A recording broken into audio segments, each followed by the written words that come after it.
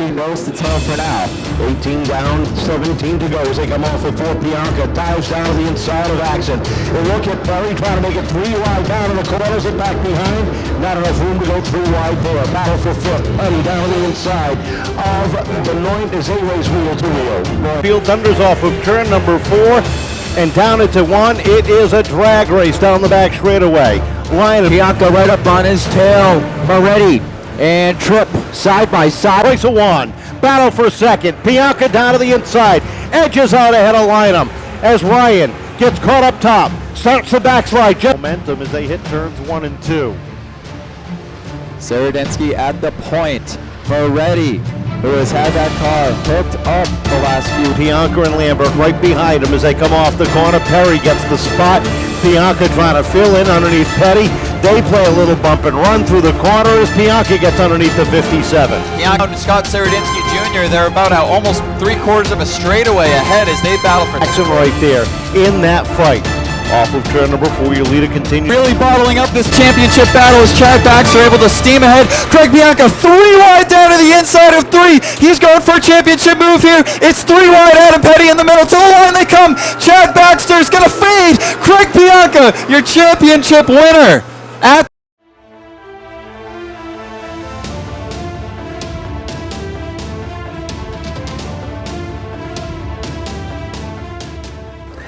Hi, welcome to another episode of Touring with the Champions this year from Seekonk Speedway. I'm Kevin Boucher. Joining me tonight is our 2022 Helgers South Coast Power Equipment Sportsman Division Champion, Craig Pianka. Craig, welcome and congratulations on your championship. Thank you, Kevin. I appreciate it.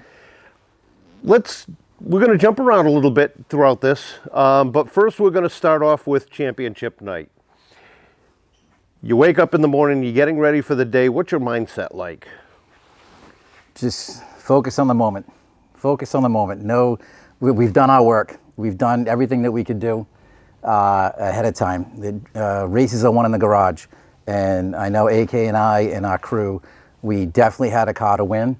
I just had to focus in the moment and make sure that I could do the best I could do with what I had on the track. You get to the track, you unload, you go out for practice. Confidence, concern, what was going through your mind as you pulled off the track after your last practice before qualifying? The car was good. I felt we had a strong car. You know, we got some cars that are really fast, obviously, lately, but I felt we could do something. We just needed the right help and just go forward and take it easy on the heat race. Make sure I don't destroy anything and keep it together for that feature. During the qualifier, any moments of worry, something happen around you and you get a little concerned, or were you just out there focused on driving your race? No, it was a fairly good heat race. My most concern was actually getting to the track. Like, I had more worries about, like, all right, I get a flat in the hauler. Like, I got to pull over. Something happens or some cuts me off and I'm filling out an accident report. I can't make it to the track. I knew once I got there, we had enough to do what we needed to do, and I had the calm presence to get us, you know, at least to have a shot at winning it all. At the end of the feature, your words were, "I was playing chess."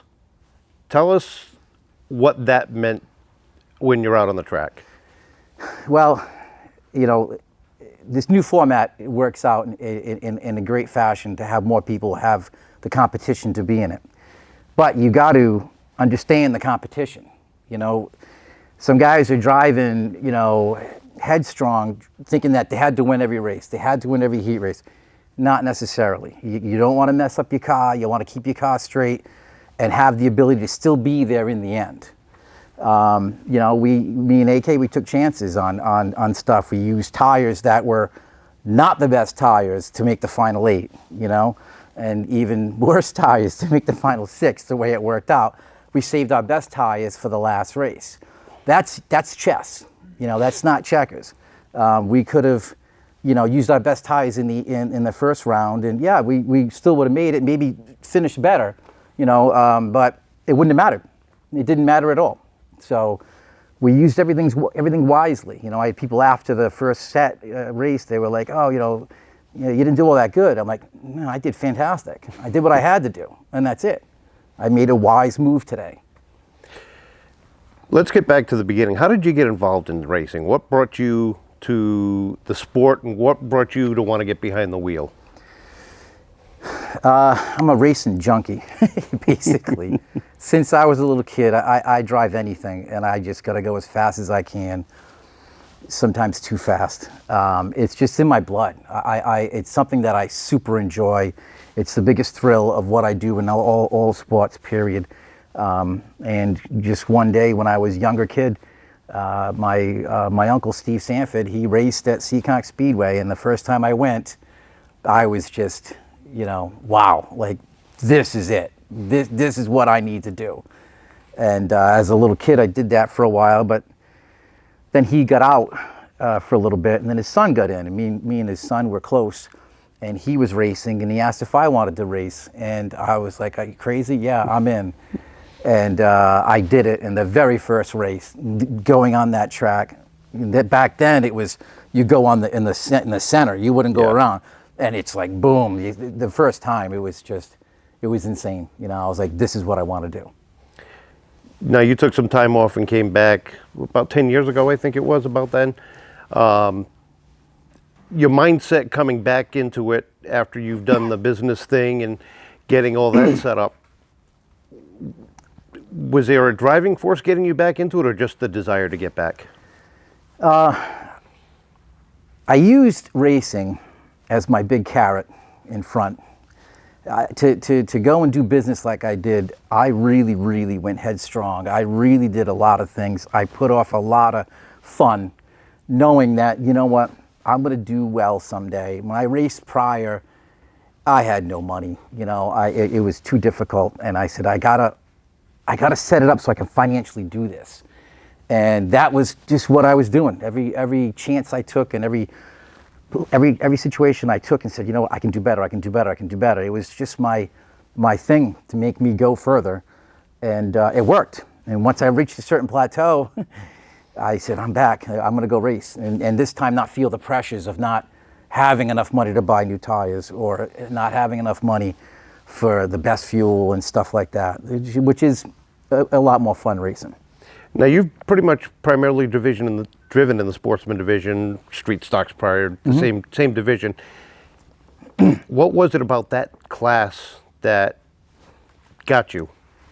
Well, it was the street stocks that I did years ago, and I remember Scott Sarandinsky was still racing. This is like when he first started. And when I came back and I saw him still racing, I was just like, wow, like, I'm not the only one that wants to do this forever, like this is awesome. But to be honest, I thought I was getting into what would be called a Fast Friday pure stock. That's the car I drove back years ago. Yeah. I went, and it was Bobby Pellin's car that I ended up buying. And he starts it up for me, he looks at it, and I actually raced against Bobby Pellin a little bit in the late model division, well, actually sportsman division, back in like '89. And he looks at me, he's like, this is the car we drove in the late models back in the day, And I was like, really? And he's like, yeah, this is different than what you were driving for street stocks. I said, all right, we'll do it, So I bought the car, and yeah, it was more intense, it was more fun in some ways, but a lot more work. And but I loved it. I love that class. You have a class of guys that are a lot of hardworking guys that do this for a great hobby, and there's a lot more respect, that I see and feel. And I've gotten to drive so long with this crew. I know how to drive everybody. They know how to drive me, so it makes it a little bit easier. I don't want to bump up. I don't want to go to another division. I'm comfortable here. I've seen you walk around the pit, or even at your car, and there's usually a group of guys from your division all joking, all bantering, having fun with each other, busting each other's chops. It seems like that's a big part of that division, where everybody has become closer, friendly-wise, but know that once you're out on the track, it's different. Yeah. That Saturday, every Saturday when we're there, there's a lot of pressure off a little bit, because we're actually here, we're ready to race.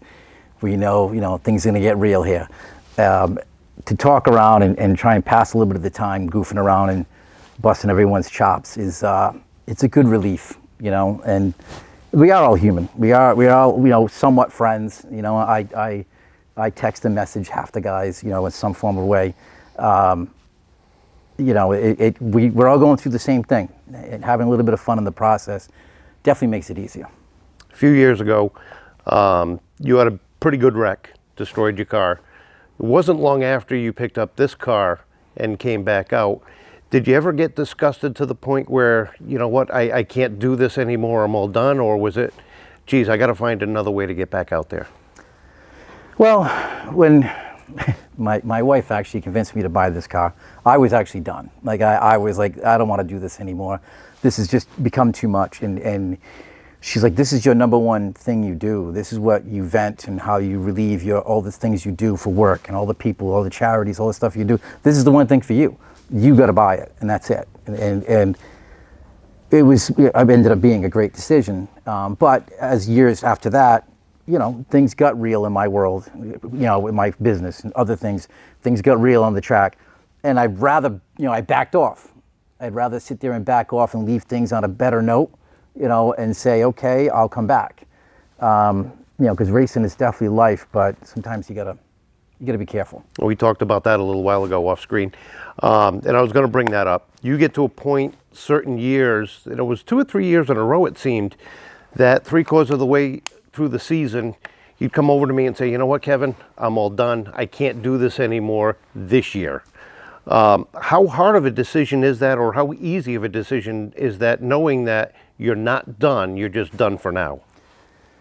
Well, ultimately, a lot of guys go out and they want to race every single week because it's a lot of fun, and it is, and I respect the guys that do that.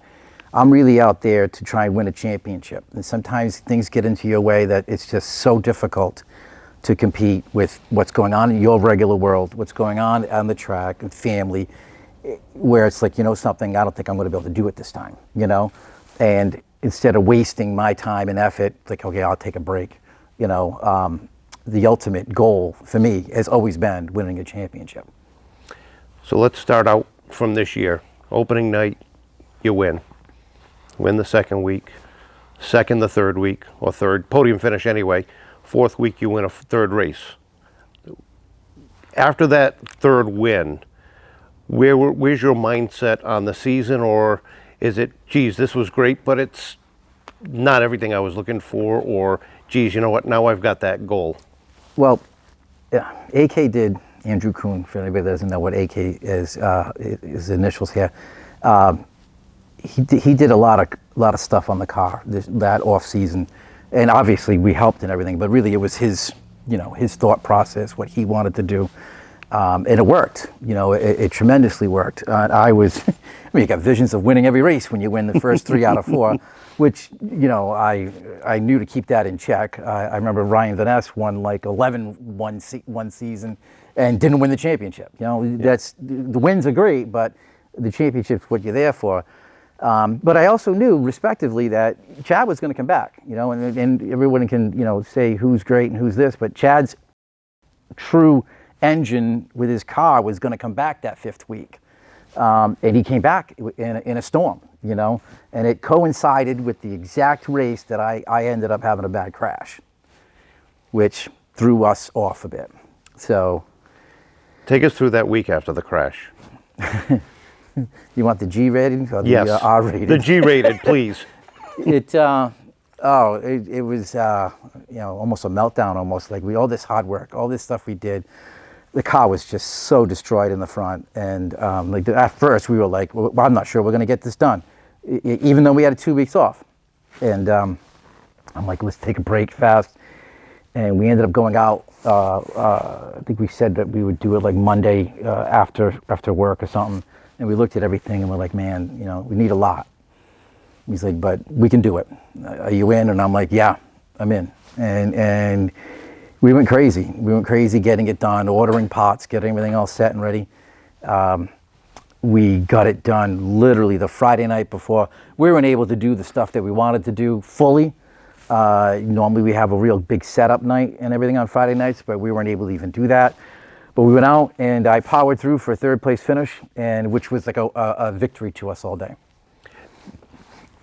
Now, the sportsman division isn't like, your pro stocks or late models or even the pure stocks, because there is some store-bought stuff as far as the suspension is concerned, but a lot of it is used parts. A lot of it is finding the right component. It's not like you can call the 1-800 number and say, I need 2 spindles or I need an upper A-frame. It's where can I find this? Who's got it? And how difficult is that for a Sportsman team, even with 2 weeks off? Speed dial. AK has a lot of people on speed dial to order as fast as we can, and sometimes we have to adjust and not have the shock we want, not have this certain part we want, but this is going to get through for the next week until we can get what we want. It's all makeshift, almost like old school racing, where you would create what you had on the site, in the barn, is back in the day, and make it work. Sometimes we have to do that and just settle. We keep old parts just in case, and it fills in. Season's winding down. You're getting closer to that chase. Does your hunger change, or do you keep that in check? Because we all know you're out there for a championship. Every driver is. Do you keep that hunger for the championship in check, or do you start to let that out a little bit, knowing that, okay, I'm pretty much in the chase, or is it, I got to make sure that I can make it? I mean, how is that mindset? Towards the end, we were convinced that we would take second in points, which was a valuable spot, the way the layout was going to be for the playoffs. Did I take it easy? No. We were really trying to build the car back up to what it was before, because we were still struggling. We weren't the car we were before that big crash. And, we were scratching our heads, trying different stuff, but we were slowly getting it to be better. We weren't winning races, but we were certainly finishing better. And in my chess world, that's what we want to do right now. Mm-hmm. Just make sure we're finishing better. Another win isn't going to be any more different enough points, no matter what happens. So that was our main goal in order to have that chance for the championship. And with this new format, we clearly had that. The beginning of the season, when they talked about the new format, the new chase, what was your thoughts on it? Is it something you looked at it going, I like it, I don't like it, we'll see what happens? What was your thoughts on it? I liked it, and the reason being, like, NASCAR's doing this for a reason. The younger generation wants to see someone win every week and see different ways that more people can be winning, and not just have it where that one car at the end of the season has already won the race. It's that back in the day, everybody loved that, but just not today. So it makes it easier, and it makes it, God forbid we have a bad week, a bad crash like I had. If I had a great season and I would have finished second in points, and that would have been it. There would have nothing to show for it as far as the championship goes. But because we would keep in it, and I was in the top 4 in the very end, in top 8, the third race out, it worked out.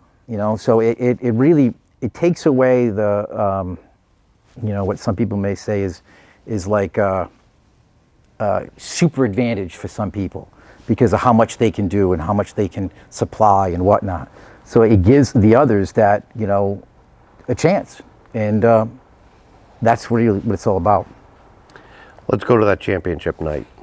Climbing in the car, putting the helmet on, window net goes up, and they call you to line up. Butterflies? Yeah, and a little bit.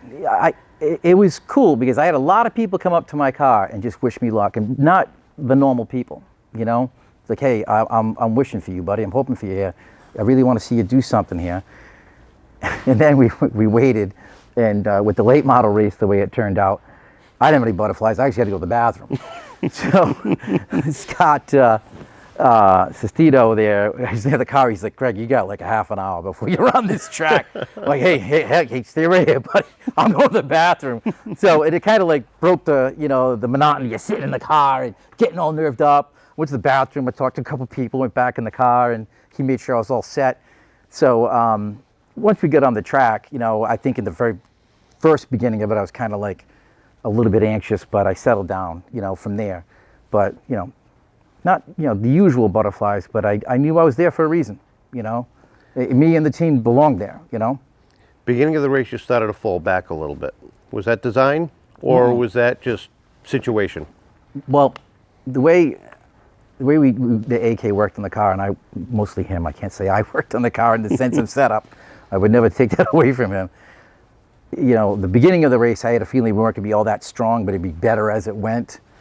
And I was probably trying a little bit too much, you know, in the beginning. And I watched the videos, and when I kicked myself in the butt at how some of the decisions I was making, because I was trying too hard too soon. And then I kind of settled down and like, you know what? I just got to steadily move up from this. That's all I got to do. Have things go a little bit my way, but steadily move up. And, you know, it worked out. Race is going on, you're climbing through the field. You're starting to see the guys you're chasing go by, and there's still one more carrot in front of you that you got to beat. We'll get to that in a minute. We're going to take a quick break. We'll come back with the final laps of the final race. So we'll be right back.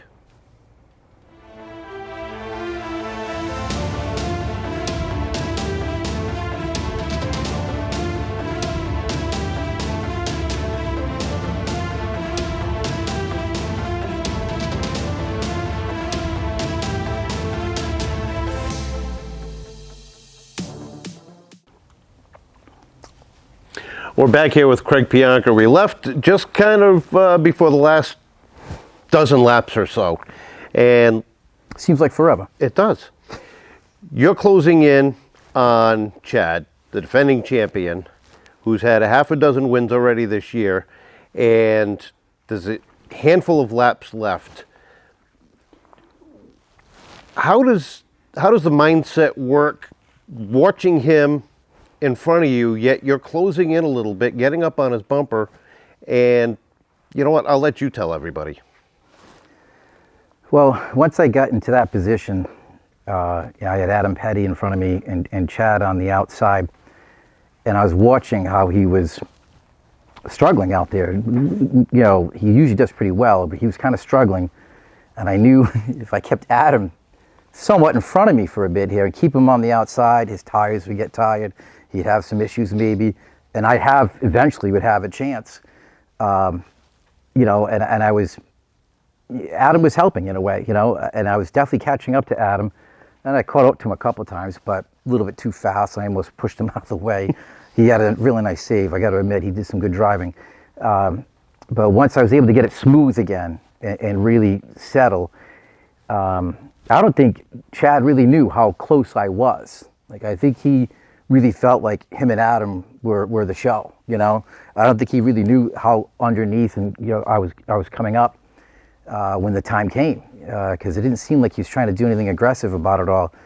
And then I just was able to just nudge, you know, that proper nice nudge to try and get under a bit, and I was able to do it, you know. And the car handled it, number one. I was definitely giving it more gas than I normally would, and it stuck. And all kudos to what AK did for the setup. And I was like, oh, I can do this. And I'm not even gonna go on the grass. I'm not gonna knock anybody out. Like, I'm gonna pull this off without a big accident. You know, I got this. You know, I'm gonna do this smooth, gentle, and boom. And when I got through, you know, I had to second guess myself. You know, like, I did it. I really think I did it. You know. And I think Chad was actually like coming around because I think he still thought he won it or something. On the radio, there was something about you didn't win, but I guess they were talking to Chad. I thought they were saying it to me, but I was already doing donuts, so I didn't care. I'm like, if I didn't win, I didn't win, but I'm doing some donuts anyway. I said, you know, but I really think I did. And then all of a sudden I see Chad leave, and I'm like, I thought I got him. And that was it, you know. I mean, it was an awesome, perfect scenario. I just put everything on the line, and I pulled it off. Climbing out of the car in victory lane as a champion. All those years of hard work. Yeah. Was it worth all those years of hard work? Yes. The hard work, yes. I mean, there's some sacrifices I've had to make in the past with family and stuff that I'll probably never fully say, was it worth it, you know? Mm-hmm. But overall, yes, it was worth it. It was worth all the stuff that my family, my friends and family and crew and wife, everybody that put together. to pull it off in the end like that, it really, really, made my year. It definitely did. Let's talk about your wife, Jill, for a second. She's your biggest supporter. Yes. Your best friend. Yes. My honey baby sweetie doll. Okay. You got that on camera, right? A bunch of years ago, you came up to me and said, I got an idea. I want to do this. Let's talk to Ed and let's get this done. You were able to pull out onto the track and propose to your wife at the track. How big of a deal was it to do it there versus off a gondola ride or anything else? All right, so I got to back up because my favorite moment on the track wasn't winning the championship. Now that you said that, my favorite moment was proposing to my now wife. That was really, really cool. And yes, I had a great idea. I knew I could pull it off. I asked the right people. But Seekonk Speedway's like that. They're family. They're a family-run track, and they've always been, and they always will be. Special things like this, you ask, they'll help. And completely took her off surprise. Her mom didn't know. It was, the biggest part was getting like our best friends that have nothing to do with racing to all of a sudden be there that race. But we finagled those little fibs to say why they were there. But yeah, that was super awesome. I wanted to win that race so bad, but I didn't. So, but yeah. Now you talk about bringing your friends to the races, and you shared a story with me earlier tonight that you had a friend and a daughter start coming to the races to watch you race. And there's more than just coming to watch you race as far as the story is concerned. Yeah. I don't know I forgot why they went the first time. This girl, Sarah, that we know, she's with a dear friend of ours, Tyler, and her and her daughter, Maddie, wanted to go to a race, and Tyler, for some reason, didn't want to. She's like, we're going to go.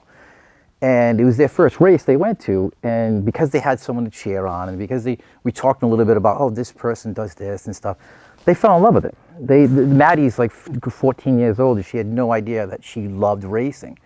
And they ended up going to 9 races or something like that. And it became this awesome thing that her and her mom do. They went, if they couldn't go, it was because something really odd was going on. But they're going to be at the track. At the championship night, they're going to be there for that. They were here for the whole party after our championship win. And those stories are what make things the best about racing. It's cool. It brings people together. Off the track, what do you do for a living? I own Spring Villa Memory Care. I am the CEO.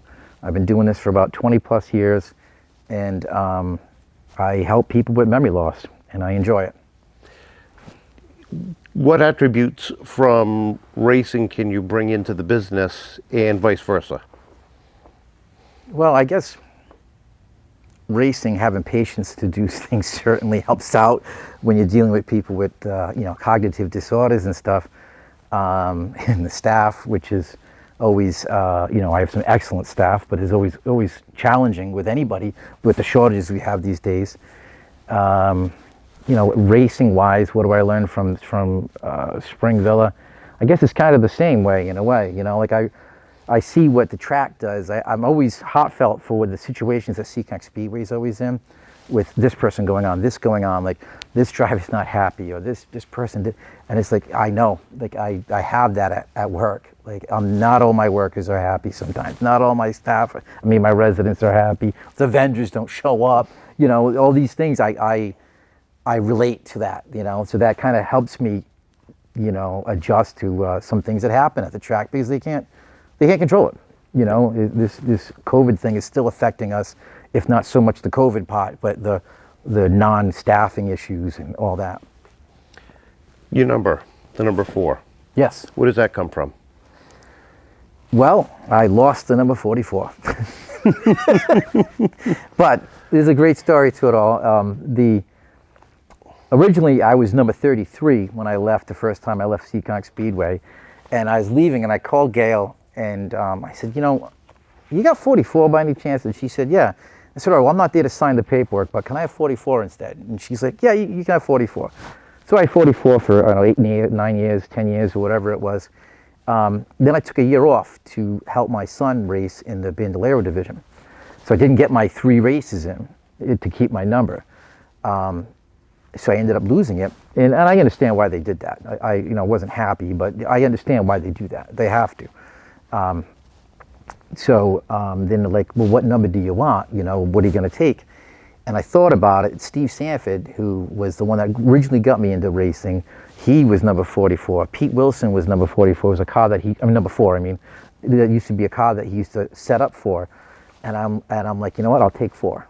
And I've had 4 ever since. I got more wins with number 4 than I have all combined of 44, and I've only had number 4 for, 5 years now. So it paid off. It did. 2023. You said the ultimate goal was to win a championship. Mm-hmm. You've done that. You've got the wins. You've enjoyed yourself. What's up for 23? Defend my title without losing my mind. That's our goal. I have a blessed team right now. I have the best team I've ever had. Let's talk about your team. Yes, I have my usuals of Andrew Kuhn and obviously my wife, but I got Paul Silva who's here. I got my race crew that's here, that is Mark Matteo, Mark Bonvillard, Jim Norberg. I have guys that are actually at the garage, at the racetrack that help me out, they help me no matter what's going on. Scott Sestito is one of them. A few guys from different race cars. If we have to pit, and sometimes it's just me and AK, we have to pit, I'll go out there and, Scoots. I've had Scoots help us change a tire, so all those things come into effect as far as all that goes. But in the last couple of years, I've been with Ray Taylor, Taylor's Garage. He is one dedicated guy. He loves to race. He loves this stuff. And I asked the Russ Engines there, my engine sponsor. Why am I forgetting his name here? Johnson's Engines. He's been a big part of it. And Chris, they're really into it. And they're supporting me heavily. So, all that stuff adds up fast.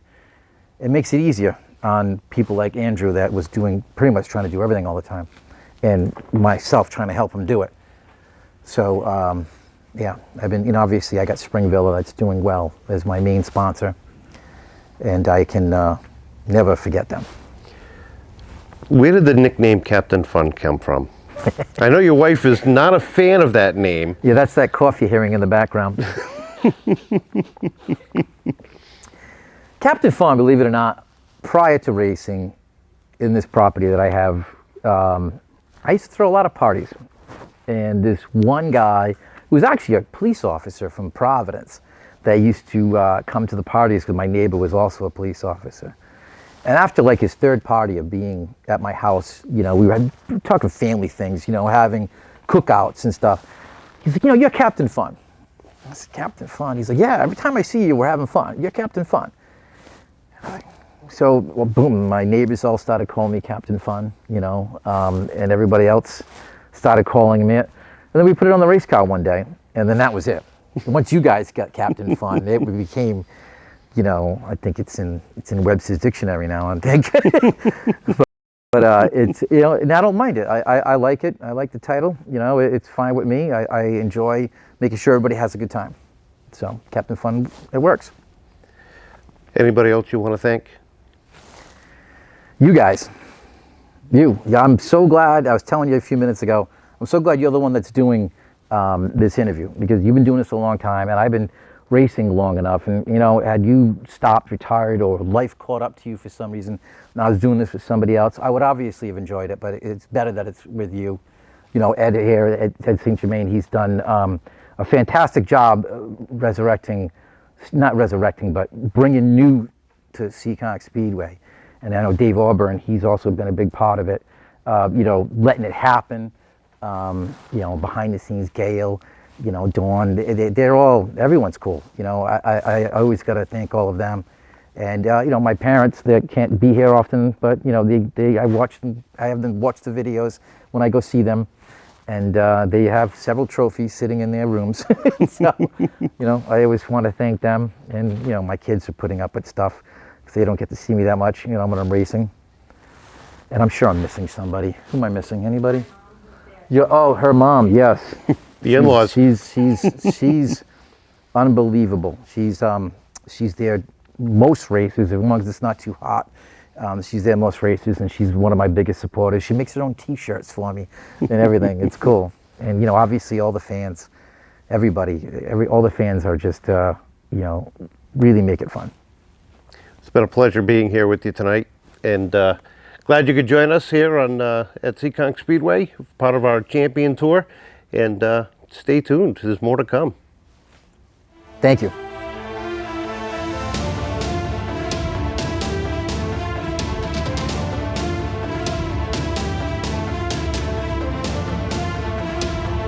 Up this championship battle as Chad Baxter able to steam ahead. Craig Pianka 3 wide down to the inside of 3. He's going for a championship move here. It's 3 wide. Adam Petty in the middle. To the line they come. Chad Baxter's going to fade. Craig Pianka, your championship winner.